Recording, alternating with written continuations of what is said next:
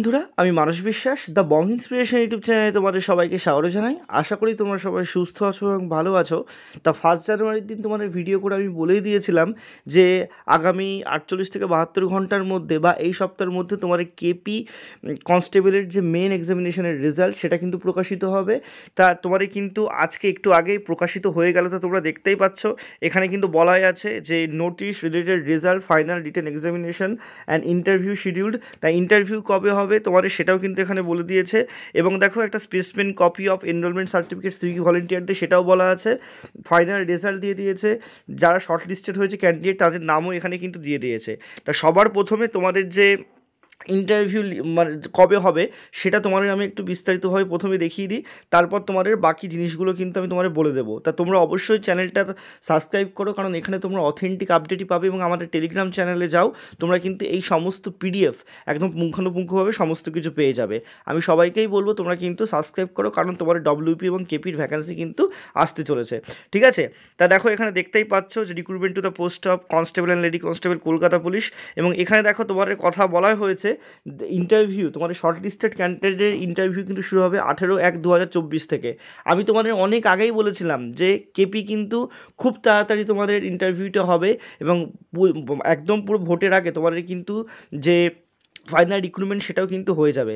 তা 18/1/2024 তারিখ থেকে তোমাদের কিন্তু যে ইন্টারভিউ সেটা কিন্তু শুরু হবে এবং 8 তারিখ থেকে অর্থাৎ 8ই জানুয়ারি থেকে তোমরা কিন্তু তোমাদের যে কী বলবো অ্যাডমিট কার্ড, ঠিক আছে, ইন্টারভিউ অ্যাডমিট কার্ড সেটা কিন্তু ডাউনলোড করতে পারবে, ঠিক আছে? তা তোমরা কিন্তু সমস্ত কিছু দেখে নাও। এবং এখানে তোমাদের কিন্তু যে ডকুমেন্টগুলো আপলোড করতে হবে সেগুলো তোমরা দেখে নাও, যে এজ প্রুফের জন্য পাস সার্টিফিকেট, ঠিক আছে, তারপর তোমাদের ডোমিসাইল সার্টিফিকেট, সমস্ত কিছু তোমাদের কিন্তু এখানে আপলোড করতে হবে।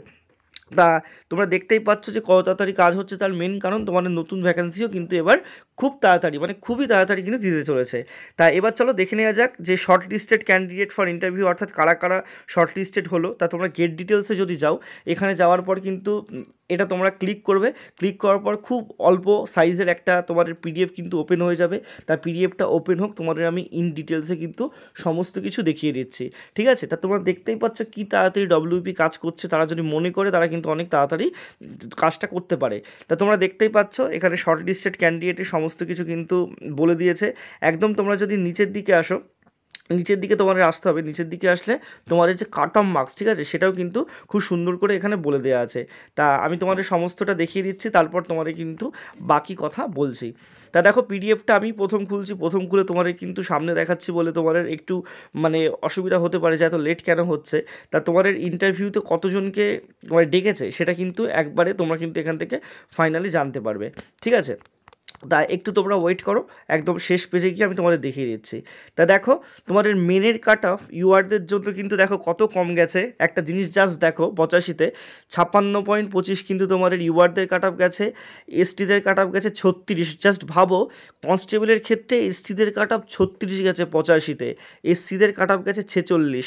এবং তোমাদের কিন্তু ওবিসি এদের কাট অফ তোমাদের 46, ওবিসি বিদের কাট অফ 53 কিন্তু গেছে। এবং লেডি কনস্টেবলদের ক্ষেত্রে ইউআরের ক্ষেত্রে 43 কাট অফ গেছে এবং এসটিদের ক্ষেত্রে কিন্তু তোমাদের এখানে 35.25 কাট অফ গেছে, এসসিদের কাট অফ গেছে কিন্তু তোমাদের 38। তাহলে বুঝতেই পারছো যে কাট অফ কত কম গেছে। কিন্তু একটা কথা, কাট অফ কম এভাবে দেখলে তোমাদের কিন্তু হবে না, তার কারণ ইন্টারভিউর পর তোমাদের এই কাট অফটা কিন্তু অনেকটা বেড়ে যাবে। তাই এই তোমাদের কাট অফ তোমরা দেখে নাও, আমার টেলিগ্রাম চ্যানেলে চলে যাও, তোমরা বাকি বিষয়গুলো দেখে নিতে পারবে। ধন্যবাদ।